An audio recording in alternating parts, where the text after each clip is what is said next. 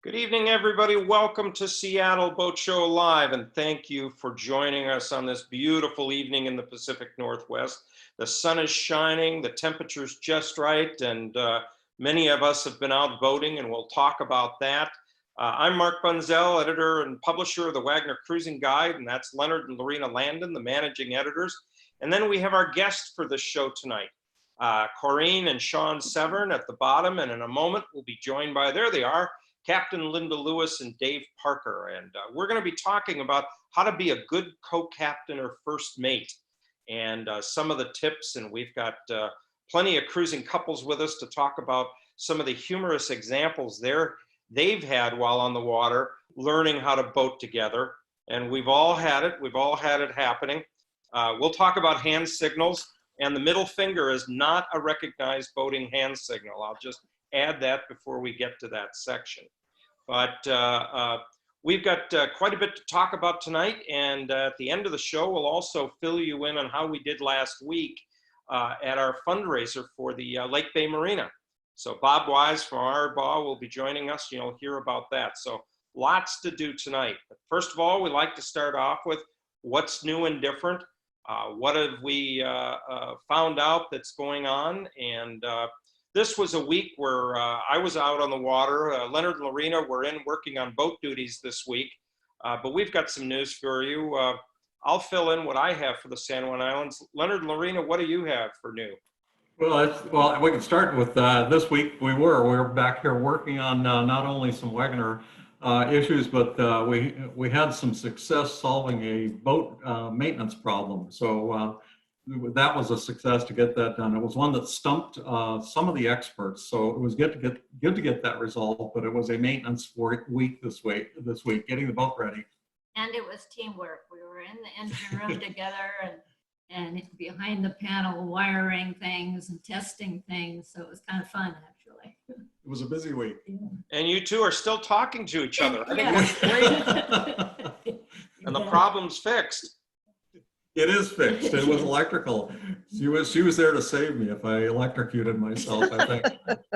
Well, we should take a little suspense out of it. They worked on understanding the neutral wire on electrical circuits, and I'll just leave it at that. But it was a lot more difficult than one might imagine. But what's happening in the San Juan Islands and the South Sound? Yeah, moving on to some updates. Pump outs, Blake Island pump out is not operational right now. It is being repaired. Kingston, their pump out is down and will probably be down for several weeks. Apparently someone ran into their equipment, so that will take some time to repair. Mukilteo, they normally have 3 small floats next to the ferry landing there in front of Ivers. They're seasonal floats, they're 24 feet each, and they are not installed this season due to COVID. Hopefully will be available next season. West Sound, news there, Kingfish Inn has new owners and wonderful restaurant. It's open to the public for Wednesday through Saturday, dining starting at 5. West Sound Marina next door, a sale is pending, so there'll be new owners there. And you might also consider anchoring in Massacre Bay at the north end of West Sound. It's a great place to kayak and dinghy, a beautiful spot. Wasn't so beautiful in the 1800s. It's was the place where the Lummi Band were attacked by the Haidas. So that was back in 1858. But it's a lovely spot, beautiful, peaceful now. Go in and enjoy. And we don't know of any attacking going on nowadays. So.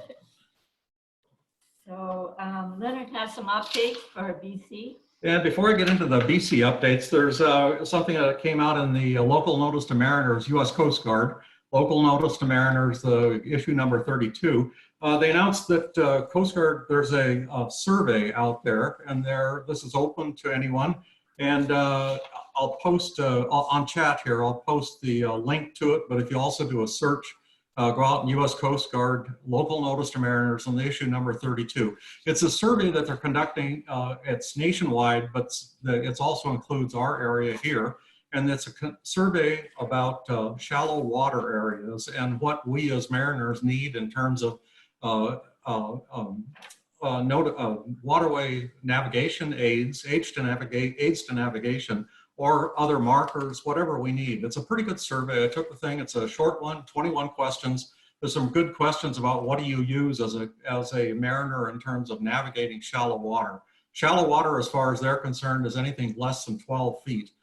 So there are a number of those. Swinomish Channel is one that I was always thinking of as I was answering the questions about how often do we navigate this, what equipment do we use, visual aids, what kind of lead times do we need, distances to these markers. So if you would please, the survey is out there until the 1st of November, but head out there, give them some information. I think it will help in terms of getting us some hopefully better information. For me, for instance, one of the things that I put some comments in there about, one of the things that I want to see are some more timely information about shoaling areas in these shallow areas. And sometimes that's hard to come by. It's not, also when was it last dredged? The information's out there, but sometimes it's a little hard to find.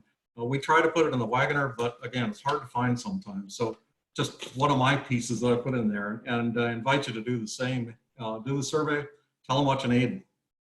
So in BC, first of all, we had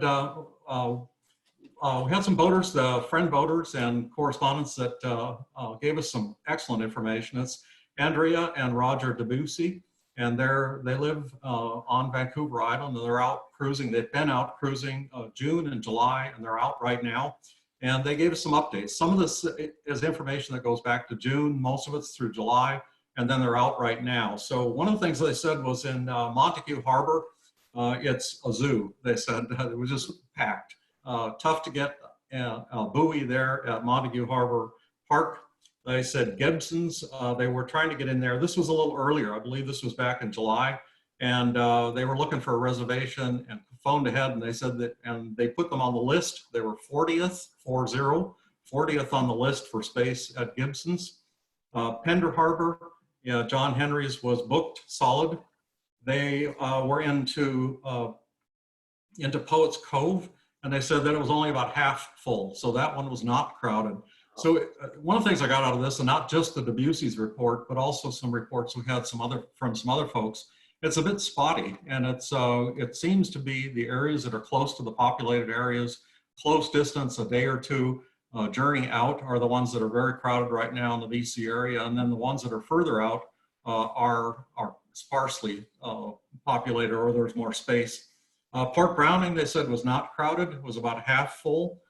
Currently, there's no potable water on the docks at Port Browning. Restaurants are open, and the campsites were about half full, they said. They were at Van Isle at the time that they talked to us, and this was just a day or two ago. And they said that there was space there, but they said there were many boats in Van Isle Marina that were boats from owners that are out of the province area, outside of the province area, and most of those boats are not moving. So most of those, or a number of boats from out of province area owners that would normally be out of the marina are still in the marina and haven't moved. Nanaimo, surprisingly, they said the space was available. Newcastle Island, that one surprised me too. I was going, huh? And Newcastle Island was open. There were a few boats on the dock over there, and the foot ferry is now run by the First Nations tribe, a band up there. And Desolation Sound, and we got this report from several people, and that is that it's quieter than usual in Desolation Sound. Salt Spring Marina, they were there in June, actually, and they said there was plenty of space. They say it's much more crowded right now. They had just raving comments, glowing comments about the marina, docks are, of course, brand new. They're fantastic and very well done. Everything was available. Showers were closed at Salt Spring Marina, and the government dock is open. And this is at Ganges. The government dock is open, and they are keeping the winter rates through the summer at the government dock. And they said something about did you catch this? Yeah, That was some of about the- marina water? Yes, some marinas are selling their water. In other words, they're metering the water because many times in the summer there's a water shortage further north, and so they sell water and actually meter it, take care of it that way. I also might mention Pierre's Echo Bay Marina. As most folks know, Pierre sold Echo Bay Marina to the First Nations, and it's a very long name, and so they are using acronyms. KHFN is the First Nation acronym, and they now own Echo Bay Marina, and it's was very busy on Canada Day, July 1st, but since then it's been very quiet. Hardly any visitors there. Right now they don't have any plans to have food events, but they will have some eco tours available next season. So things will be changing there and developing, and I think they're still laying plans or figuring out just what they're going to be offering. And I understand Billy Proctor's has been closed this summer. Is that correct? That's correct, yeah. He's laying low to stay safe and healthy. That's kind of it. That's the updates for right now. We keep getting good information from boaters out there. And again, I want to thank all of you. We mentioned, I think last time, the time before, that the Wagoner Guide that's updated, it takes the team, but it take the team of the editors and our field correspondents, but it takes a bigger, broader family out there. And that's all of you, the readers and the folks that are out there boating. And we really do welcome your emails and your telephone calls, whatever, to send us some information about what's going on out there. It helps all of us. So thank you.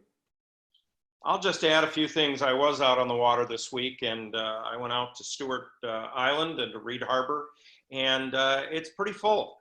I would say it was almost completely full. And I was able to anchor in the middle in some nice sticky mud.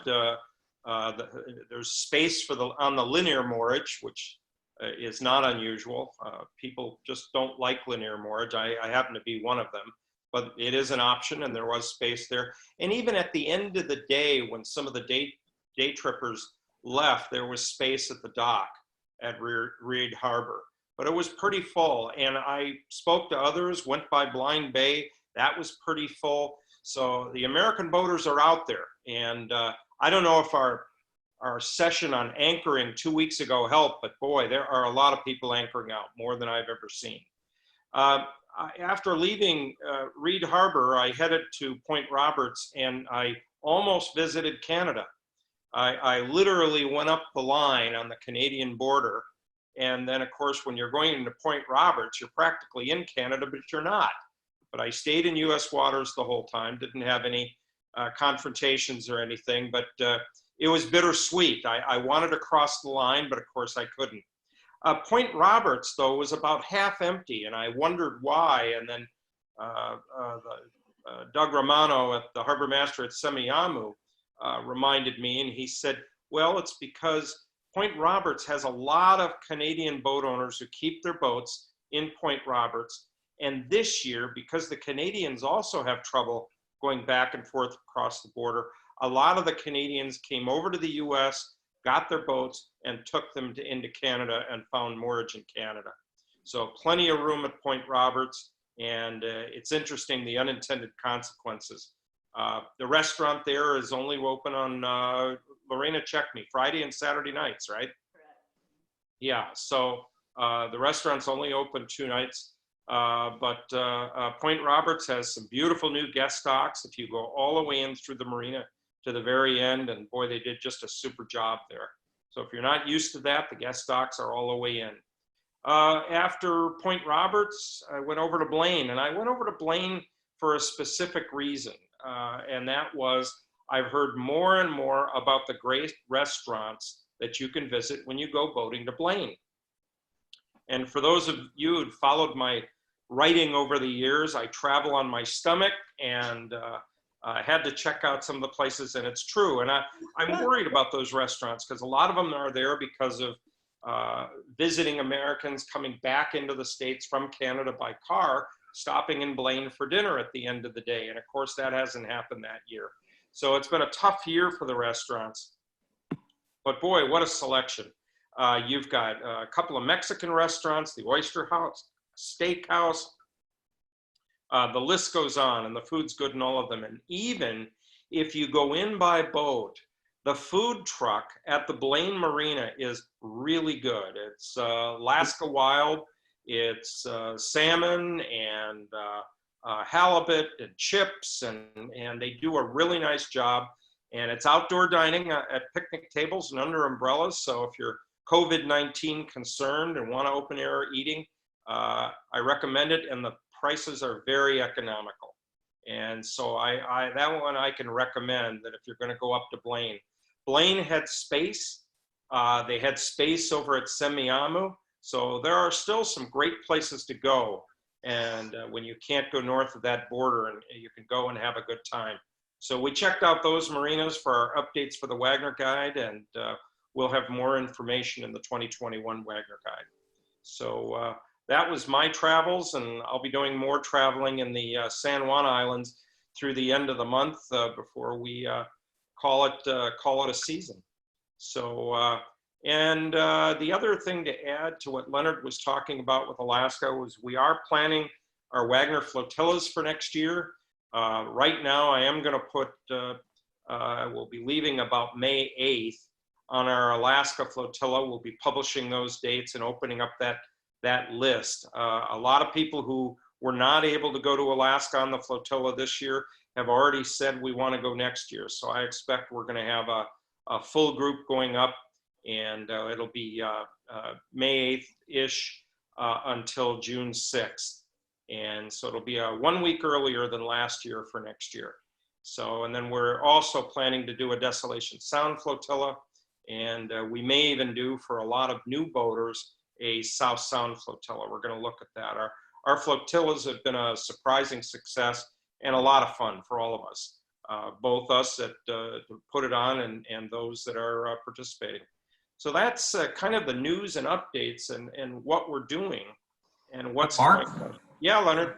I was just going to add that regards to Alaska again, just to remind, to let folks know that the news for the 2021 Wagoner is that a new chapter will be added, and that is the Southeast Alaska chapter. So you will be able to follow yourself all the way to Skagway and Glacier Bay National Park using the Wagoner Guide. So it's getting a little thicker next year, huh? Glad I don't have to pay for the publishing, huh? Yeah, I do. Yeah, yeah. We're getting up to about 350 pages for next year. 300. Excuse me. More than that. More than that. Leonard and Lorena just did a super job writing the chapter on Southeast Alaska, and I think, and I hope it's going to encourage a lot of you to consider going. It's those of us that have gone, and that includes all of us on this call tonight, just can't say enough about traveling to Alaska. So with that as a transition point, I got a question, and we get incredible questions. Some of them are quite humorous, actually. People calling the Wagoner Guide office in Anacortes and said, where can I find a book about how to be a first mate on the boat? Where can I take a training class, Linda's nodding her head, on how to be a first mate on the boat? And I had an example on my boat. My first mate, Danielle, we were a couple weeks ago coming into the dock, and I said, the wind's blowing us off the dock. Why don't you make a bowline knot on one of our line and put it out over the cleat so I could pull against it, and put it out with the boat hook.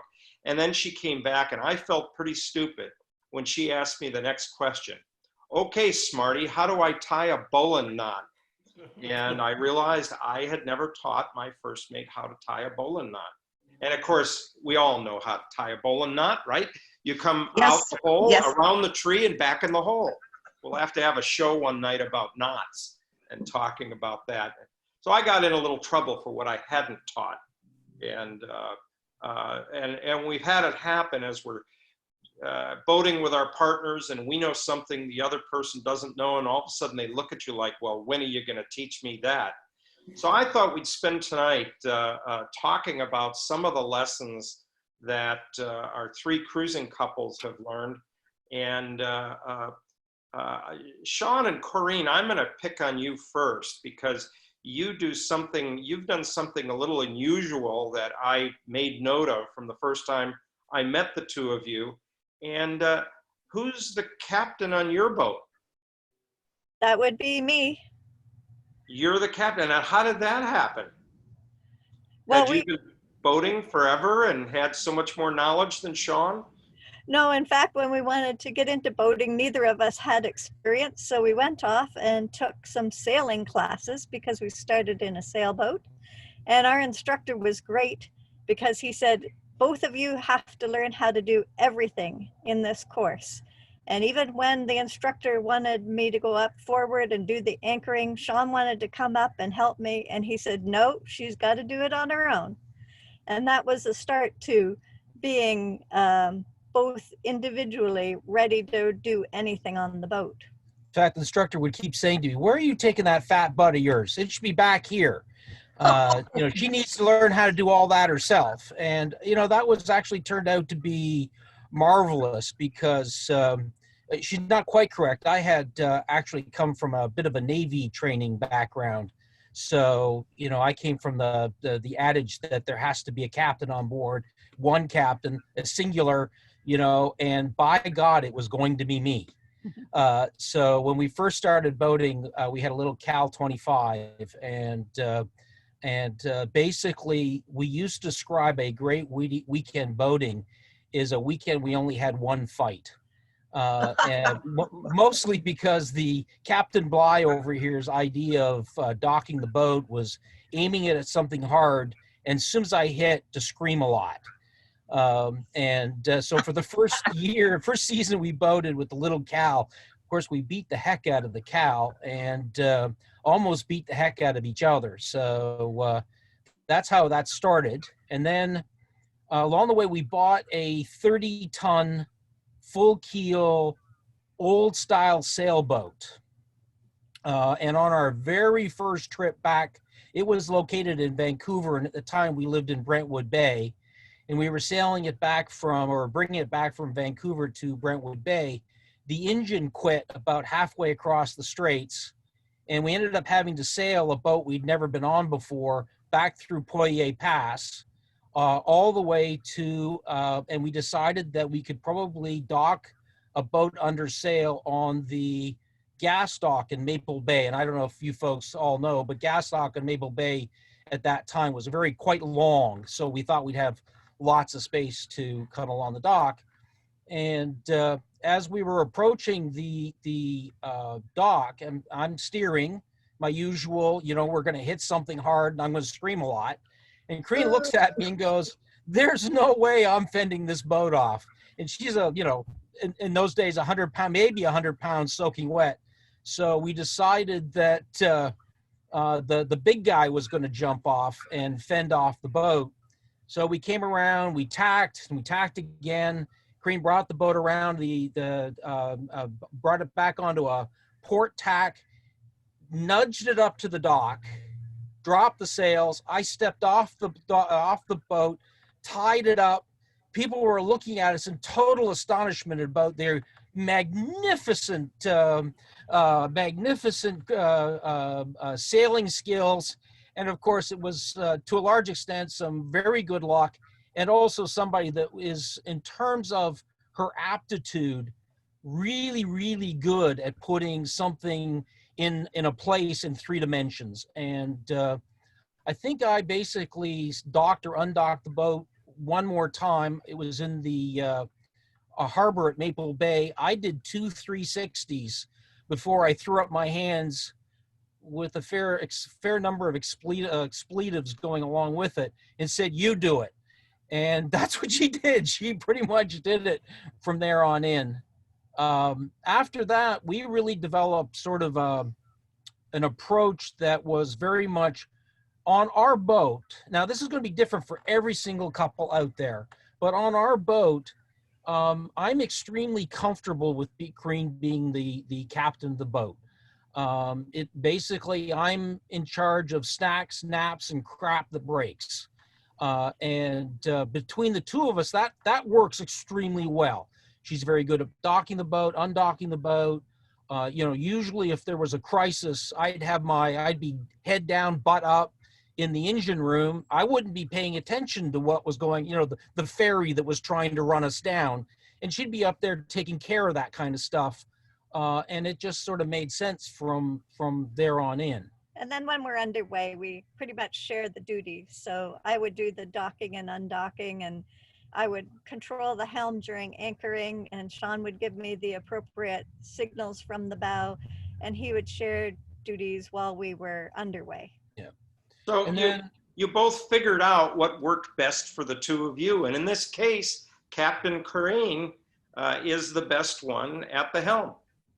absolutely. And I think the one other thing that we sort of developed over time was a very, very good, clear communication strategy.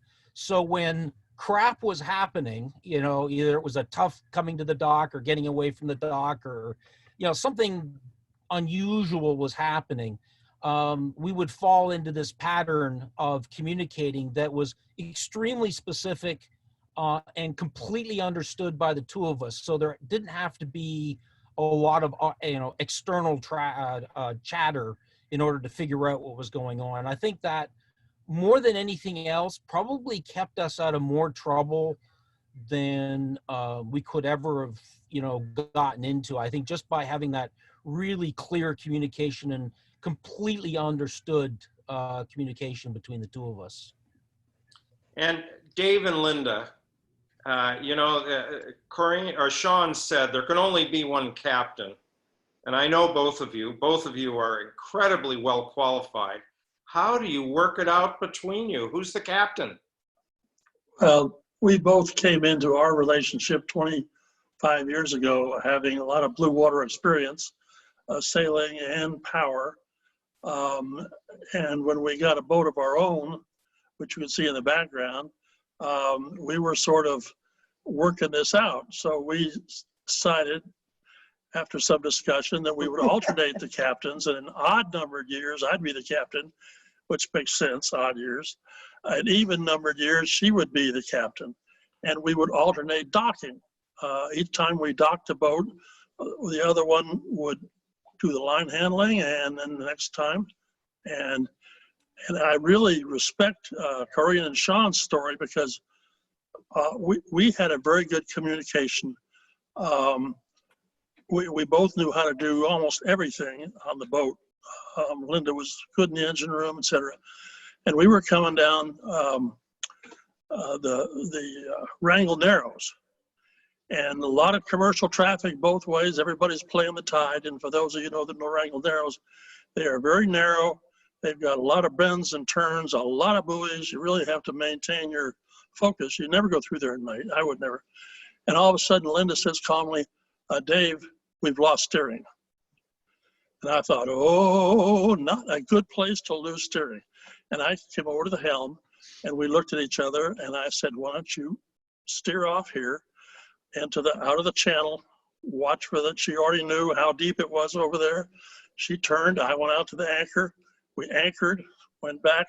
Now we're out of the traffic, but nobody screamed, nobody yelled, because we analyzed it together and we both agreed on a course of action. And an hour later, we were back underway, having fixed it. I can't say enough for how important I think it is that you cross-train on the boat. And David mentioned that the docking, for instance, when you both are able and capable of docking, you have to keep up your skills. That means you have to practice. So we always, he docked, I docked, he docked, I docked, he docked, I docked, faithfully, without saying, oh, that's a tough docking, why don't you take it? figure this out. So in our case, and particularly for me, it was important. I didn't want to be a first mate. I was a co-captain, a full co-captain, by God. And I would, sometimes I had to elbow my way in, but that cross training stood us in good stead a lot of times on the water, because we both were very aware, being situationally aware. The whole thing about communications is super important. In fact, I've been a very big fan of using something like this, headsets. Mark has a different style that he's waving around. This is an EarTech, EAR-TEC, EarTech ultralight headsets. Just go on Amazon and search that way. Mark's are called Senas, S-E-N-A. The point being, if you're anxious and you're trying to be heard, those of us on power boats cannot see each other on big power boats. Those of you who are sailors, great, hand signals are fine, but you can't see on a power boat and you can't hear. So wearing those headsets, I call them divorce insurance, because then when you're anxious, you're not yelling, and that anxiety feeds to the person at the helm, and everybody gets anxious, and that's when mistakes are made. This way you can say, darling, I'm still not close enough to get off the boat. Bring it in another 2 feet, please. But there's something, and I'm kind of being fun, but I liked what Sean said about making your communications short, concise, be consistent in what you use. Like when you're going to release the line, don't say, let's go, I'm ready, are you ready? Make a very clear, release the line. And I really feel that if you don't have more than one person on the boat who can handle the boat, you don't have a safe boat. And if you don't have a safe boat, you can't have fun, and you're miserable. And it's not called misery boating, it's called pleasure boating. So learning takes away some of the fear, makes you more capable if you're the less experienced person. I do want to add one more thing about this less experienced person. You don't have to both do everything equally well. That's the way we like to do it. In fact, I sort of gravitated to navigation. I love all that navigation techie stuff. But you do want to be able to do it. Well, he's 6'5". Our engine room is crawl space. Here's the deal. I don't like to cook. You cook, I'll do every single daily engine check. Fuel, coolant, oil, bilge, belts, etc. And I learned how to do, all kinds of stuff. Change the oil, all kinds of things that I didn't know how to do, but he showed me how. And by the way, when you're telling people stuff, and I had to get my guy to help with this. If I ask you what time it is, please don't tell me how a watch is made. Just tell me what time it is. So if you're going to help somebody and mentor someone else, you want to layer in the information and start at the level they are at the moment, and then add stuff in. I might add one last note that I became accustomed to the most remote anchorage you could come into in Southeast Alaska, and we'd be approaching, and people would come running down the dock and saying, oh, there's Linda Lewis. I took her seminar at the boat show. I trained with her. And oh, there's the tall guy that comes with her, Ah, yes. Fame and fortune, but I don't have the fortune part of it. He's a legend. We've got to get him a t-shirt that says, I'm the tall guy with Captain Linda Lewis. Yeah. Leonard and Lorena, you've been, I've lost track how many years. Is it 30 years or more that the two of you? 5+ years, The yeah. whole West Coast, all the way down to Mexico? Yes, and we share everything, galley and helm. The only difference is I need a step stool to reach the helm and see over the, so I'm up on my stool when I'm at the helm. But certainly agree with that each partner should know how to do everything, and we do, we share everything. We might share some experiences we've had. One of our trips down the coast, we were off the northern coast of California, and we some 14+ foot seas were on us and from stern, and one of them got us clear up on broached, and we heard this loud crash, and the dinghy had come off its shocks, the bow of the dinghy up on the boat deck. And it's about, what, 450 pounds or so? Yeah. This thing was trying to find a new home every wave that was hitting us. And we were off the coast of California. Just a little background on it. We were headed to Mexico. And this was one of those where it's the weather forecast. When we'd been sitting there for a week, we'd explored everything at Fort Bragg that we ever wanted to see in Fort Bragg. And every single day, the weather forecast was the same. Started at 25 knots and went up from the northwest. And one day, this guy when you find a weather forecast that says it's only going to start at 23 knots and go up, you go, oh, it's a weather window. Sounds good. And so we committed to this thing, and there was no place to stop between there and Bodega Bay. And anyway, this is where the team comes in. The team comes in. He was concerned, of course, that if the dinghy came completely off, it certainly would roll the boat. And he, of course, what does he do? Dear, why don't you go up and see if you can get that dinghy back on the shocks in 14, 15 plus ocean swell sweeping us about. So I thought, well, maybe I can put my back underneath the bow and lift it over on the shocks, but I couldn't because the outdrive was hung up on something. So I came back down and said, Leonard, you're gonna have to do it. I'll take the helm. So of course, as you know, in huge following seas like that, it's like pushing a rope uphill, and you've got to keep that bow as straight as possible. Any little angle in the swell is going to pick up your stern and roll you right over. So I was at the helm working it just as hard to keep that bow straight. He went up and had to use the davit to get the dinghy back on the shocks. And so we were working together as a team and focused and doing what we needed to do. And I think the point of the story is each one needs to feel comfortable handling their vessel in all types of sea conditions. And so be out there, practice, handle it. The more you handle different sea conditions, the more comfortable you are in taking over and being able to, meet the challenge basically. So it was very important that both of us knew knew how to handle all different areas of the boat as well. And knowing, kind of reading each other too, with the communication piece, the explicit communication, but then there's the subtle communication, knowing when the other one is just about to reach capacity and the other, it's time for the other team partner to be there to kind of go, hey, let's hang in there, we can do this. But it's the stressful situations where the team really, really comes through, and it's really important.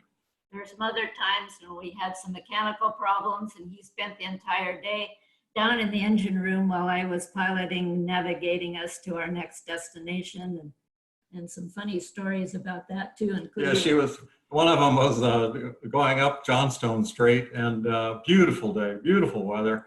And I just discovered that the macerator pump wasn't working. So I spent the entire day down in the engine room, rebuilding the smelly macerator pump. And when I got finally done with that, she said, "Oh, it's a gorgeous day. Did you get to see the view?" That's part of the team too. Just if I might add about this captain business, Sean and Corrine have found a way to deal with that, and the Landons have also. And what we did on our boat, when I say we shared, it doesn't imply that both of you have to be equally skilled, but you need to be skilled enough if you're in an unusual circumstances, i.e. an emergency, and you know what to do to keep things going. The business of being the captain, I think, is important. I'm also a member of the Coast Guard Auxiliary, and I have a Coast Guard Master's 100-ton license, so I'm very, very aware of it has to be a designated captain. However, the word captain is not spelled K-I-N-G. You can still collaborate hugely on most everything. And one of my favorite things that I've ever seen happen is I was at a dock watching a couple get ready to do something, and he was going on and on and on and on, and she very sweetly smiled at him and said, "My half of the boat is not going there." So establishing veto power and making decisions based on the comfort level of the least experienced person on the boat is a really good thing to do, because they may not know a whole lot about the boating specifically, but they probably have really good common sense. They're intelligent. They've been successful at other things. So listen to both people on the boat and really co-captain. David and I talked about how we're going to do this co-captain thing, because neither one of us was willing to give that up. You know, you want to do it on a monthly basis or on a trip basis. Well, he decided that he was most comfortable with doing it on a whole year basis. And that's why we went to this, he likes to say odd years were his years, because you know why. But find a way that works for you on your boat.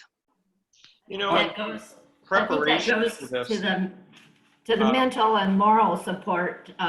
We talk about, I think that's what you're touching on, Yeah. supporting your partner mentally. Sometimes there would be rough seas and he would think, well, maybe we should, you know, find anchorage or turn back. And I would say, no, or the boat's right side up and we're handling it and boat's handling it. We only have 4 more hours. Let's keep going. And then other times I would say, are you sure, you know, this seems like a pretty rough storm. Maybe we should look for an anchorage. So we test each other with what's the right decision. Should we keep going? Should we find a safe harbor? And so there's that support team there as well.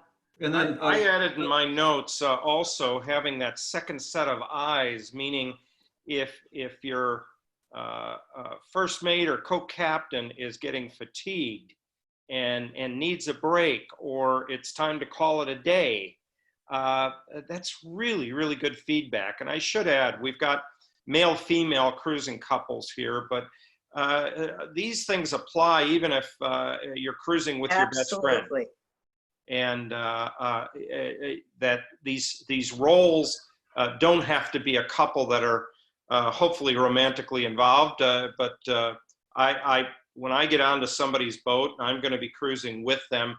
You know, I try to work out the communication. What role can I play to support you? And one thing I hope I don't hear is you do nothing. Just don't help at all. And that's, I think, the wrong answer also. Take advantage of that extra resource.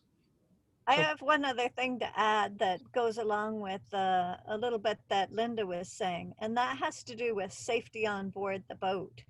Even if you don't call both of you captain, the first mate really needs to understand the running of the boat and the navigation, because can be circumstances where the captain may have a heart attack or may have a very serious illness while underway. And the first mate may need to take over role of navigating to the closest harbor where they can get medical assistance, come out and help you dock and take care of the medical emergency. That's a really, really important thing for sure. And I don't know if it's okay with you, Mark, that the reason he's labeled me Captain Linda Lewis is because I hold the master's license, Coast Guard master's license. That doesn't mean I get to be the captain every year. We had to still trade off. But I teach people on the water all the time, and the tips that you're getting today are the things that you should be working on and learning. And this business of being the lookout for each other, or being able to, for instance, do you know how to start the motor? Do you know how to get the anchor down? Those are all safety issues. Yeah, one of the things that we started as part of our cruising that had to go with something you said earlier, Linda, and that is, you know, I own the back half of the boat, she owned the front half of the boat, and both halves of the boat needed to go. We found that only worked up to a certain point, so we had a corollary to it. And that was, and this actually happened to us, we had a similar situation on the west coast of Oregon where we got trapped by weather inshore. And so we decided that, you know, yeah, it had been 30 knots of wind for 2 weeks, and 20 knots of wind sounded pretty good. We called the Coast Guard. They said, yeah, the bar's open, but that doesn't mean it's a good idea to go over the bar. So we headed out one day and we looked at each other and said, okay, both sides of the boat want to go. But then we added the corollary, and that is, if we took a wave over the bow of the boat, we'd be turning her around and bringing her back. So it's not just a matter of actually making the decision to go. It's we call it the chicken rule. It's the time when you look at each other and go, yeah, both sides of the boat have to go back, and we turn around and we go back into the harbor. And That's what we do too. And over the years, I bet it saved our lives. I'm certain it saved our lives by basically having the chicken rule. We've got a chicken story too. We tried to make it to Prince William Sound going across the Gulf of Alaska. We were 14 hours out of Yakutat, and the weather didn't look all that great. So we turned around, made the decision. Smart. We went so far, but we thought, no, this is the right decision to turn around and go back. And of course, Leonard thought, well, now it doesn't feel so bad. We've got following seas. So It didn't seem nearly as bad. So, yeah. we turned around again, and I said, no, I don't think this is right. So we turned around again and went back to Yakutat. But it was the right decision, because we learned later, yeah, it was 16-foot seas. No, thank you. And then your story about the chicken and turn chicken or turn around at some point. And many years ago in our boating, we said, if it's not going to be fun, we're not going to do it. And that's a big part of it, fun, but also have a team. And something that Linda said earlier, and that is, there's no prescribed method for this. The team, there's no book that you can go and say, well, this is exactly how the best team works. It's just how individuals come together, and certain people have expertise in an area or an affinity with it, and develop your own team's way of handling situations.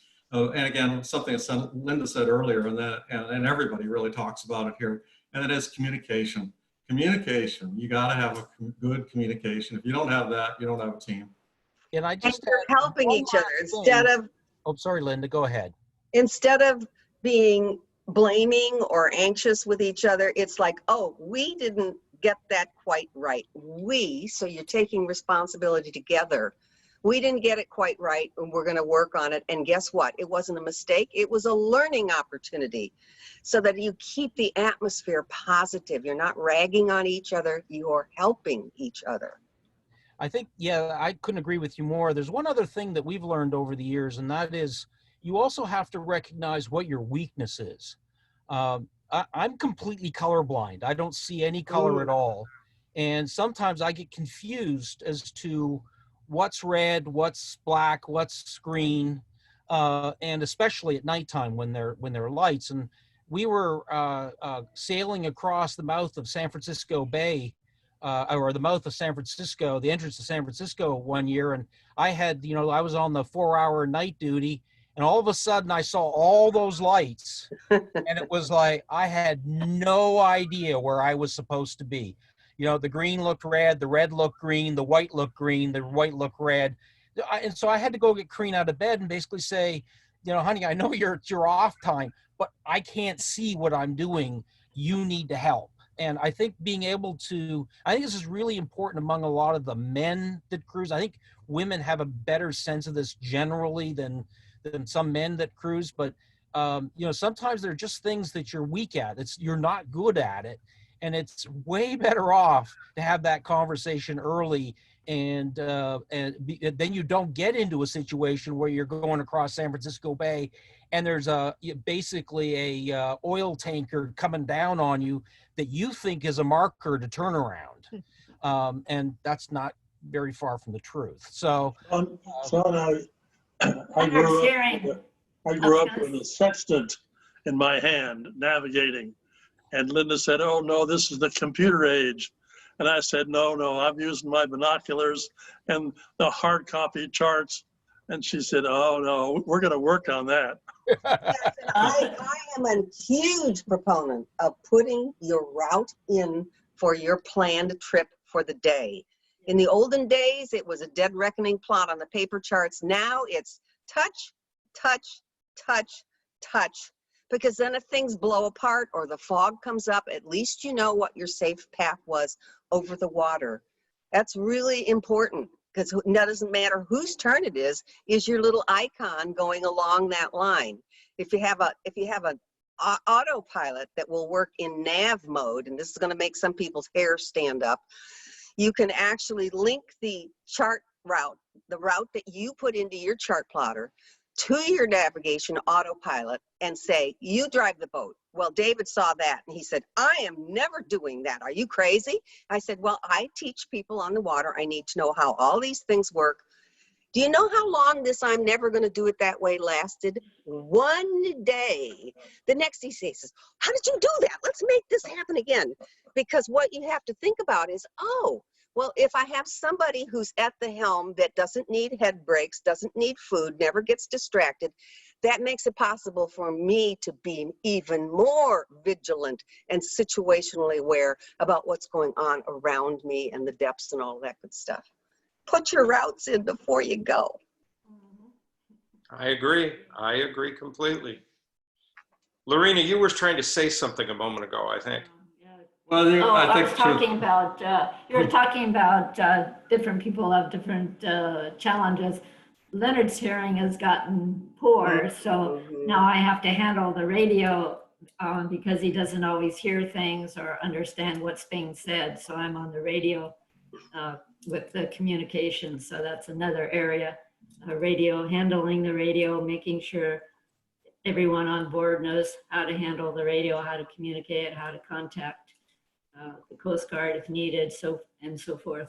Yeah, I can't. I have a bit of hearing loss, and so she's the one that has to do the radio and also on the phone reporting in, and then things like in Mexico reporting in to the port captain. She's got to be the captain because she's the one going in there. So she's the one that's going to get arrested, not me.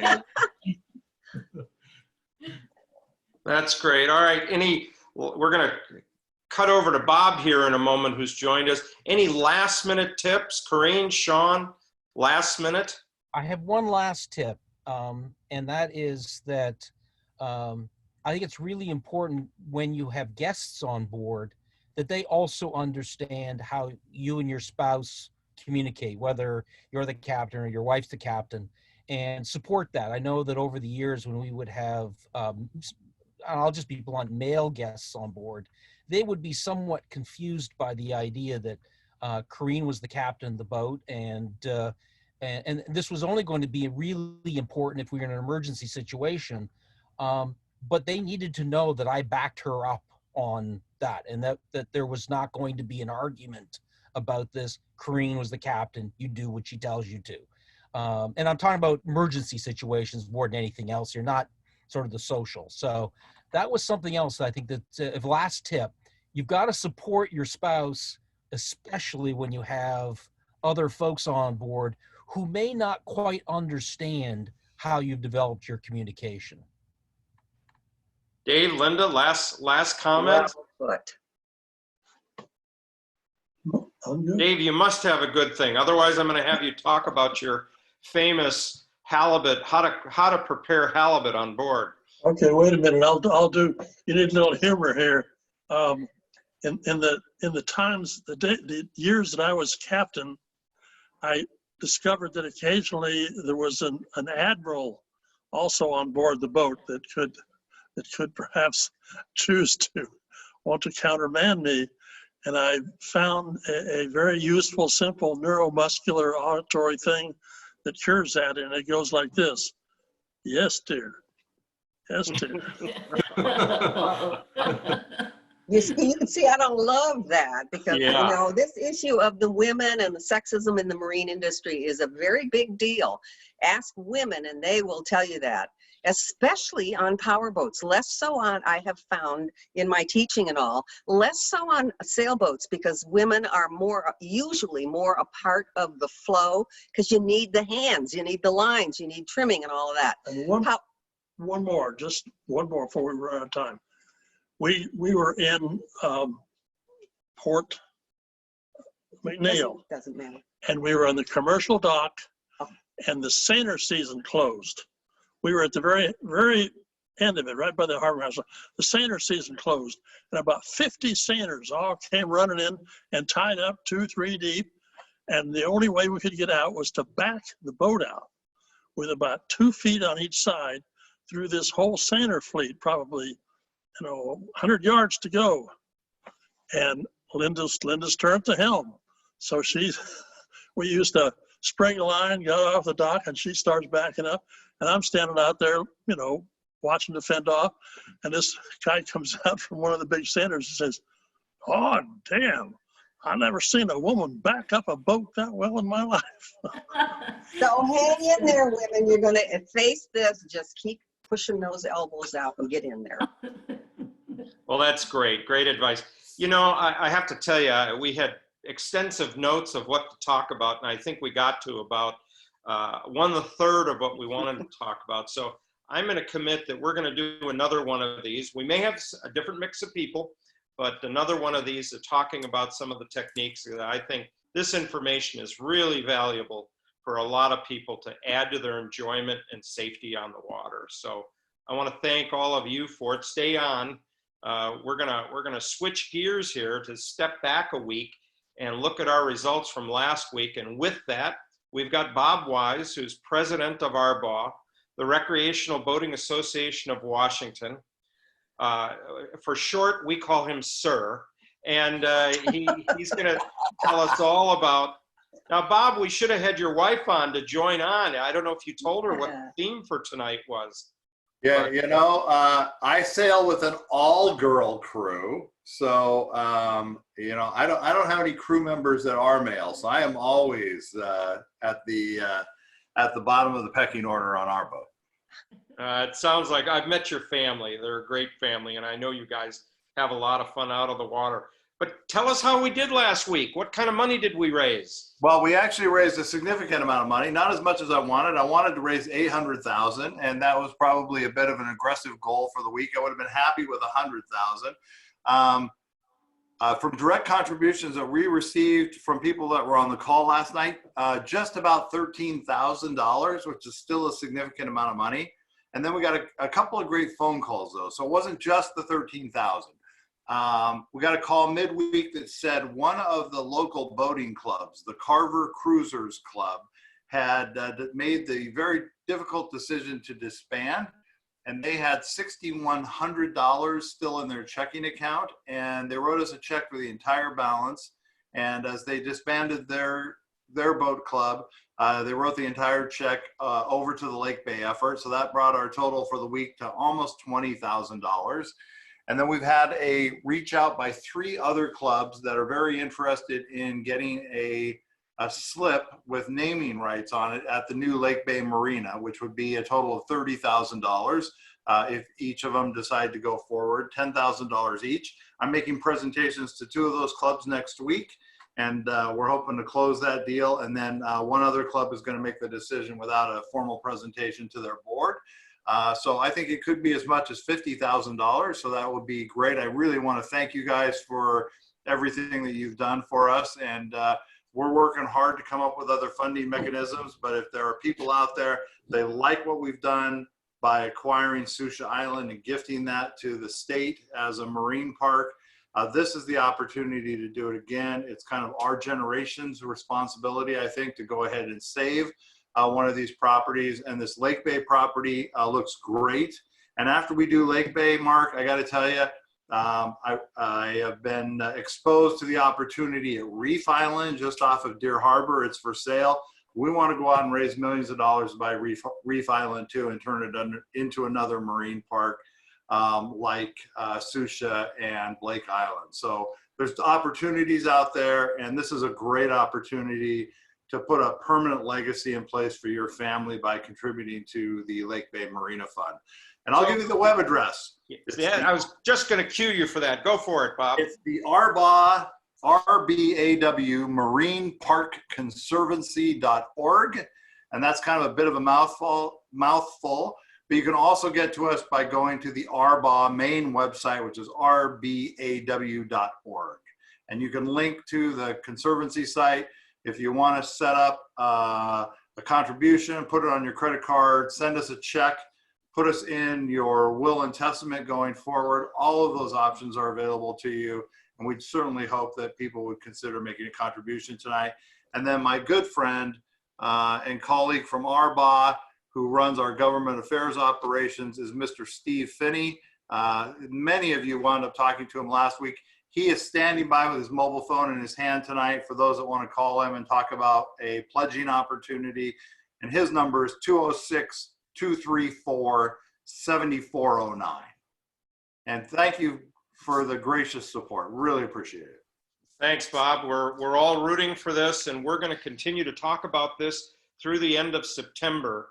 And feel free to call the Wagoner Guide office if you've missed these phone numbers or need any more information, or call me and I'll be happy to talk to you about it. Bob also has a presentation about the Lake Bay Marina right on their website that you can see some of the great plans that have. And really, it's a fantastic opportunity, and we can't let it slip away and be developed into something else and not available for recreational boaters in the state of Washington. So right. And we have great plans for a brand new marina, a beautiful outstation, an incredible rendezvous location for every yacht club and boater in the state of Washington. This is just an unprecedented opportunity. Thank you. I've got one other thing I forgot to bring up. When this whole thing started, when somebody asked me if there's a book on this, and there is a book called The First Mate's Guide to Cruising the Inside Passage. And this is by Joanne Wilson. She lives right here in Anacortes. And we're going to try to get her on the next time we have this topic online to talk about. But she's captured it all in a book. I've gone through the book. It looks terrific. You can also get it on Amazon, and we hope to have it in the Wagoner Guide store here in the next week or so. So you might want to take a look at that. Our time is up. We're 2 minutes over right now, and I want to thank our guests for taking their Thursday night and joining us on a beautiful sunny Thursday night. And I want to ask all of you to be safe on the water, be careful where you anchor, get out there, have a great time. There's still plenty of great boating through the month of August. Now keep in mind, many people who would have been up in Desolation Sound or up in the Broughtons right now are all in the Puget Sound area. So be tolerant and be safe, and good night, everybody. Thank you very much. Good night. Good night. All right.